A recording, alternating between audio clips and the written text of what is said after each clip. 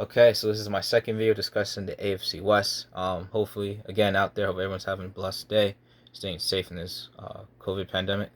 With that being said, gonna get into the second video. Second video, we're gonna talk about the Los Angeles Chargers. So, that being said, give you, like always, I do this based on I watch Adam Rank's predictions on season 3 years ago. I usually watch his predictions every year and then decide based off of that what games I have different based on what he picked to win losses. And that's kind of how I decide how I think the season's going to go from my own predictions, my own opinion. So I'm going to give you in this video the record I think that you're going to get, reasons why I have that record, bold predictions from last year, if it overlaps into this year, bold predictions from this year, over under based on whether the wins I have set for them, I think that they're more likely to go over, under, or even. And pretty much, I'll give you like, if I think they're gonna go over, under, even, I'll pretty much tell you the games I think will flip for wins for them or flip to losses for them based on their ceiling or floor, based on what I had for them. So that being said, talking about the Los Angeles Chargers. So I have Adam Rank had them going 9-8. I have them going 7-10.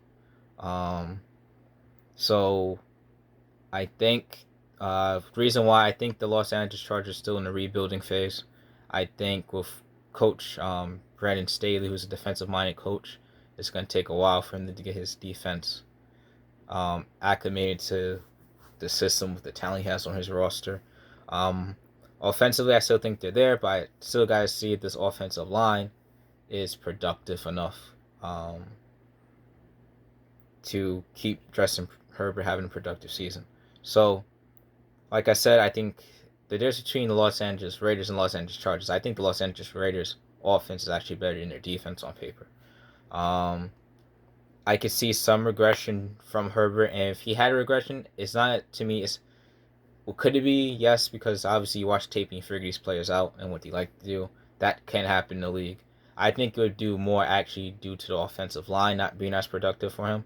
No, I know they added Brian Bulaga, and Corey Lindsey, who came from the Green Bay Packers. I can't remember if Bulaga was on the Packers last year, or the Lions, but they added him. So these are veteran players. So we got to see how healthy they could stay in a season, as well as, how good the rest offensive line could be. They added first-round pick, I think it was, Rashawn Slater. It's offensive line, so you got to see how good the offensive line could be. Also, another big impact on how productive the season is for Los Angeles Chargers is the health of the defense. Derwin James has been injured the last couple of seasons. He's a big impact player on the defense and secondary. And when he plays, to me, easily, when he has played, top 5 safety in the league. And Joey Bosa, one of the elite pass rushers in the game. He was injured last season as well, and he lost Melvin Ingram. So Joey Bosa, Derwin James are healthy. This has a big impact on how well the team does, especially defensively, because I think if you lose those 2 players, then this defense becomes much worse, in my opinion. The other one is that their secondary has a hold up. The added Chris Harris Jr., who came from the rival Denver Broncos, if I'm correct. He added Asante Samuel Jr., which I think they got him as a steal in the draft, if I'm being honest with you. I'm very upset because I wanted the Philadelphia Eagles to draft him, but they passed up on him. So, that being said, it is what it is. And Samuel already looks good in the preseason and camp. So, I think they got a steal on Asante Samuel Jr. And obviously, Derwin James comes back. So, the secondary holds up. I think it could help the offense, because I think this offense is going to be good. Still got Keenan Allen. Still got Keenan Allen and I think it's Williams. I forget the other wide receiver, but Keenan Allen, I think it's Williams. I just can't remember the first name. Big wide receiver.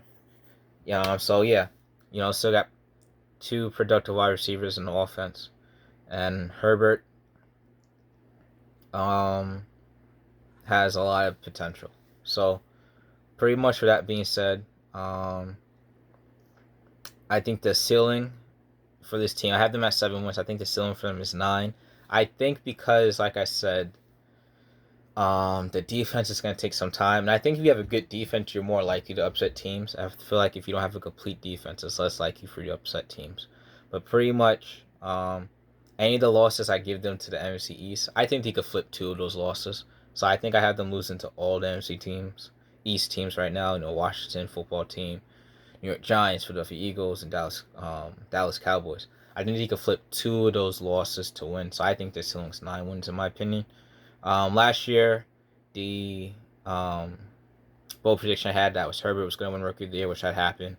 Um, Going into this season, the bold prediction I had from at the end of last season going into this season was that Herbert was going to throw 35 plus touchdowns this year and over 4,000 yards. I'm going to stick to that one. The other one I had was that um, the Los Angeles Chargers would be the first or second team out as an 8th or 9th seed. I'm going to drop that one because I have to look at their schedule, which again, AFC West is playing the AFC North and the NFC East, and I think that's a tough schedule to play. And outside of that, they're playing the Chargers are playing. I think the other 3 games was New England, Houston, and Minnesota. I think you could win 2 of those 3. I think they're gonna lose New England. Actually, I think I have them beat New England. Anyway, I think the other 3 games are winnable games for the Chargers, pretty much.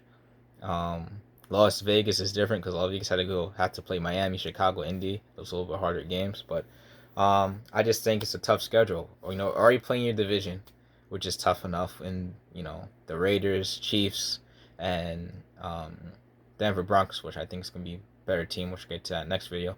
And then you gotta play the AFC North, which it's a hammer division every year, and then NFC East, which they're very competitive with each other, but I think they're gonna surprise and be a better division. I don't think they're gonna be NFC least this year. So, though again, I only expect one team to come out of that division, but I still don't think they're gonna be as bad against the rest of the league this year. So, yeah, that's my prediction for them this year. Bold predictions, like I said, the one I'm sticking with. I'm dropping the one that the Chargers will be the 8th or 9th seed and one of the first 2 teams out. I think they can finish as 11th seed at 7-10.